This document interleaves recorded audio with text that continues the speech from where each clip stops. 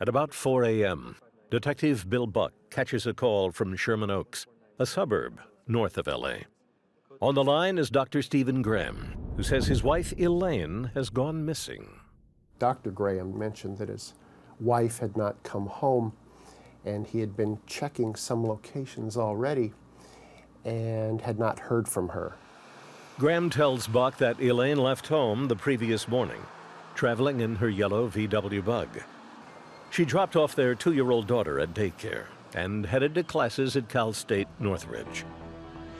By 6 p.m. that evening, Elaine and her VW were nowhere to be found. This itinerary was the biggest red flag that something was the matter, because she never picked up her young daughter from daycare. Then you have to start asking, has there been an argument? Are there marital problems? Is there any kind of a history of abuse or drinking or arrests? He says, look, I know you have to ask me questions about my wife's habits or substance abuse or drinking. He says, I can assure you that everything is fine with her, and we're not having any fights. And that's when he said, if she didn't pick up our daughter, I think she's dead. Buck checks with local hospitals. Then he checks the morgue. Elaine Graham hasn't turned up in either place. Her husband was on duty at Cedars-Sinai Hospital when Elaine most likely disappeared, making the doctor less of a suspect, but only by a little. For 5 days, the mystery deepens until a yellow VW surfaces in a parking lot 60 miles away. A witness found the car here, saw it the day before. The morning after, it came, because it was raining, came by and rolled up the windows. So the car was seen here, we know it was here on the 17th, the day she disappeared. We went as far as to do luminol and luminol the interior of the car to see if there was any blood, any evidence that could be obtained through that method, and there was nothing.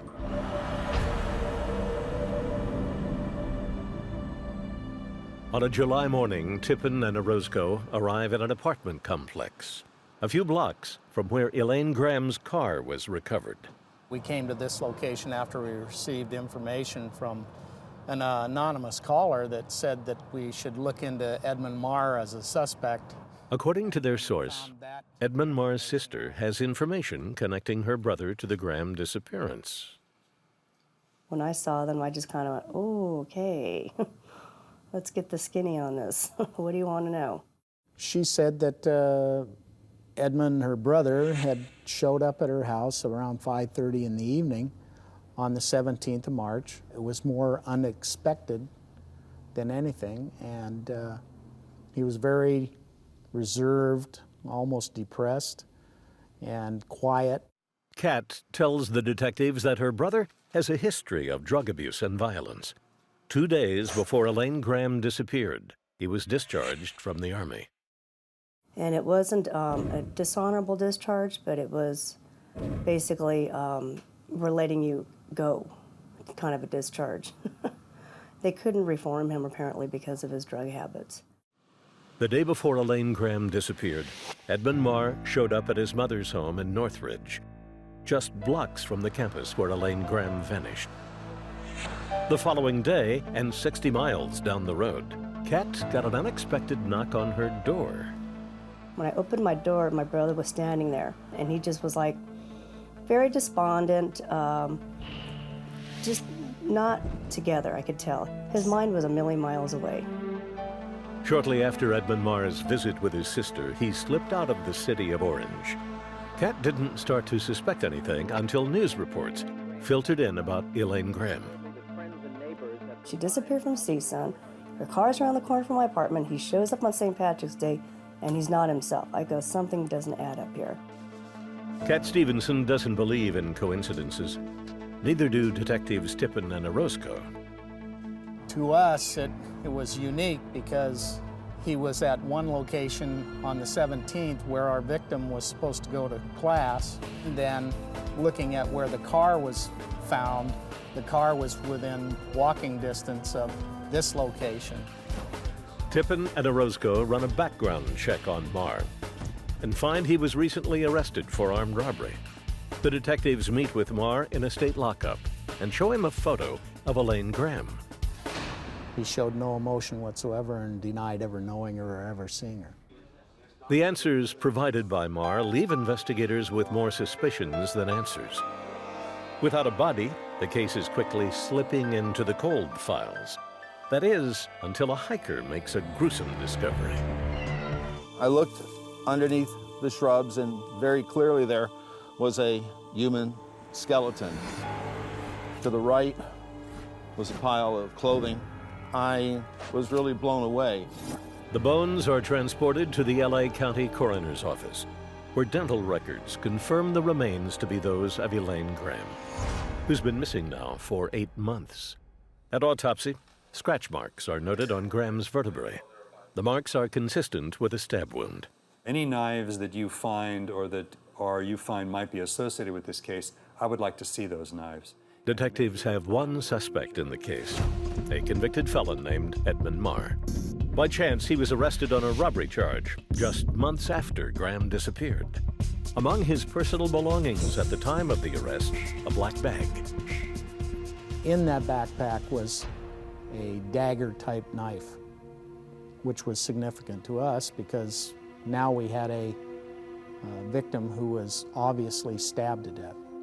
The knife is essentially going through the chest wall, through the chest cavity, and into the body and through the body of the vertebra, and emerging out into what is essentially the spinal column. Dowell takes custody of Edmund Marr's knife and compares it to his autopsy findings.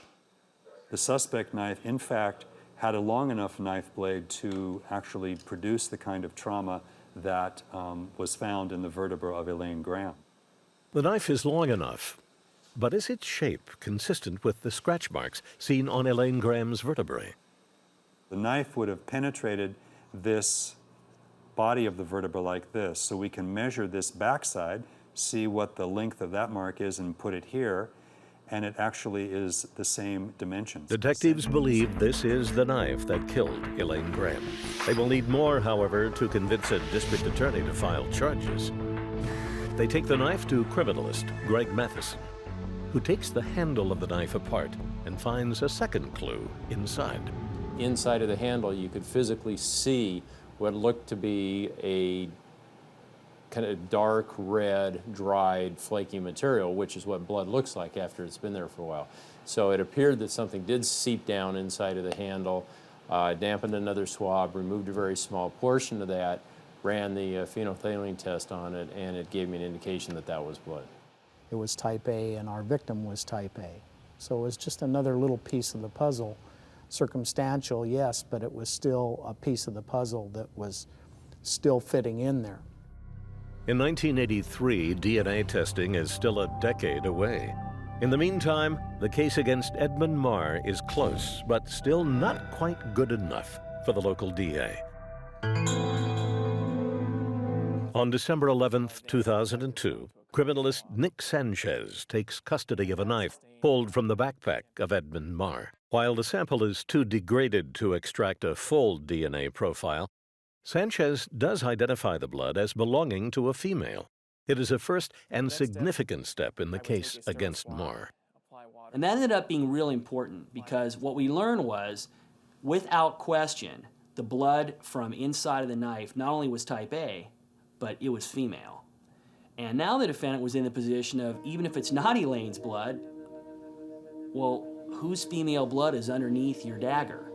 Forensically, the next step would be to compare blood from the knife to a sample from Elaine Graham. And that is where the cold case runs into a problem.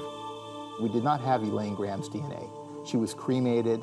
We had nothing 20 years later that was booked into evidence that we could get DNA from. Since we did not have a reference sample from Elaine Graham, I asked Detective Jackson about her family and if we could possibly obtain samples from them. Sanchez conducts a reverse paternity test. Once I typed the reference samples, I determined that the person who contributed the blood to the knife could have been the mother of Alyssa Graham, the biological mother. Sanchez's could have been keeps the focus on Edmund Marr. But it's not good enough by itself to support a charge of murder. Investigators begin secretly monitoring phone conversations between Marr and his family. It's a conversation between Marr's mother, Frances, and his cousin, Edward Cardona, that gives police the handle they are looking for. He was tired of walking, didn't have no money for a bus fare, and he said he was looking to get in the car, steal a car. So he, he's going through the parking lot. He saw a Volkswagen with the keys in it. So he said he got in, and he says, "Man, I got keys in, I got a car. It's a Volkswagen. You can go a long ways, no." So he did take the car, huh? Yeah, he said he took the car. Right away, we knew that that's not the same statement he gave to Paul Tippin and Leroy Orozco when he was interviewed back in 1983. Cold case detectives can now place Edmund Marr inside Elaine Graham's car and the suspected murder weapon in his hands. Marr is arrested outside of his home in Cathedral City. In March of 2005, he avoids a trial by pleading guilty to second-degree murder charges. At sentencing, Elise Graham, only 2 years old at the time of the murder, confronts her mother's killer. I would wish to see her the way you saw her, Edmund. Did she look something like I do now? Today, Edmund, you ask this court for mercy, for one more year with your mother. But I ask you, where was that mercy for my mother 22 years ago, when you so selfishly and unnecessarily took her life?